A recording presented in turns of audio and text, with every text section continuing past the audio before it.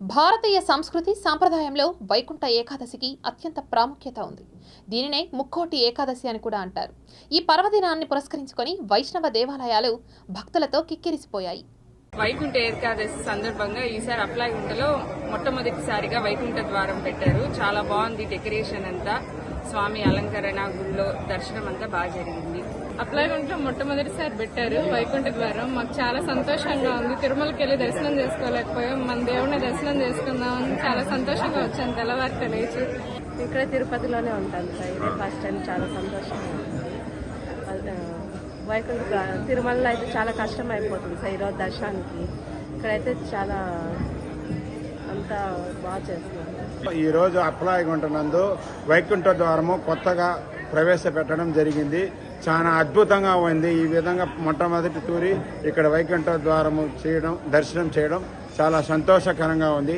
ఈ ఏర్పాటు చేసిన టీటీడీ బృందానికి చాలా అభివందనలు తెలుపుతున్నాను. ఈరోజు వైకుంఠ ఏకాదశి పర్వదిన శుభ సందర్భంగా కొత్త వీధి శ్రీ కళ్యాణ వెంకటేశ్వర స్వామి దేవస్థానం వారి వైకుంఠ ఏకాదశి పర్వదినం బాగా జరుగుతుంది. ఉదయం 5 గంటల నుంచి వైకుంఠ వాకిలు తెరిచి భక్తులకి దర్శనం భాగ్యం కల్పించాము. అదేవిధంగా రేపు తెల్లారి వరకు వైకుంఠ వాకిలు తెరిచి ఉంచున్న భక్తులకు తెలియజేస్తున్నాము.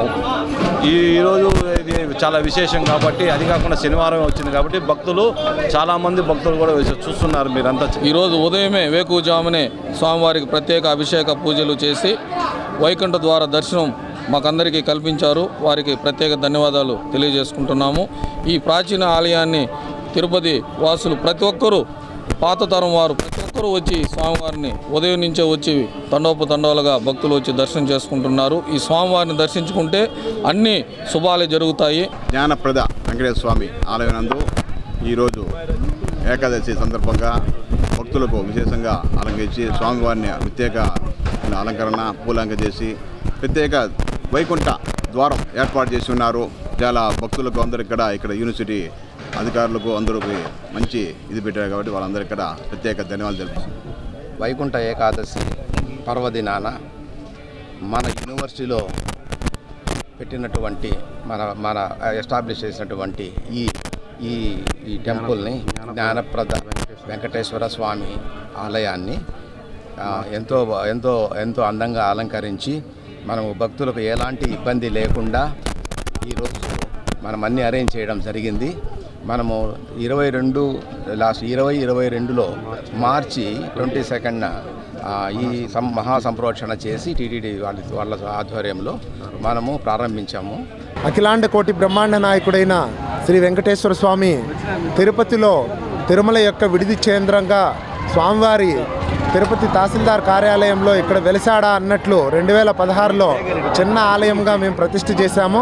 స్వామివారి ఆలయ ప్రతిష్ఠ రోజే కలశానికి అభిషేకం జరుగుతున్న సందర్భంలోనే మహాకుంభాభిషేకం జరుగుతున్నప్పుడే 3 ప్రదక్షిణలు గరుడపక్షి చేయడము ఇక్కడ ఆలయం యొక్క విశిష్టత. స్వామివారు ఇక్కడ ఉన్నారు అనడానికి ప్రత్యక్ష నిదర్శనము. ఈరోజు వైకుంఠ ఏకాదశి పర్వదినం రోజున ఈ ధనుర్మాసంలో వచ్చేటువంటి ఏకాదశి చాలా పవిత్రమైంది. సంవత్సరంలో వచ్చే ఈ ఏకాదశి మాత్రమే చాలా పవిత్రమైంది. ఏకాదశి రోజున ముక్కోటి దేవతలు వచ్చి కూడా స్వామివారిని సేవిస్తారు. స్వామివారు వాళ్ళందరికీ కూడా స్వయంగా ఆహ్వానించి వైకుంఠంలోకి వాళ్ళని దర్శనం కలగజేస్తారు స్వామివారికి. ఓం నమో వెంకటేశాయ. ఈరోజు వైకుంఠ ఏకాదశి సందర్భంగా ఉత్తర ద్వార దర్శనం ఏర్పాటు చేయడం జరిగింది. ఏ భక్తులైతే ఈ ముక్కోటి ఏకాదశి రోజు ఉత్తర ద్వారం గుండా మహావిష్ణువుని దర్శిస్తారో వారు తప్పకుండా వైకుంఠ లోకానికి వెళ్తారని చెప్పి మనకి శాస్త్రాలన్నీ చెప్తున్నాయి. కాబట్టి ఆ కార్యక్రమాన్ని మనం ఏర్పాటు చేశాము.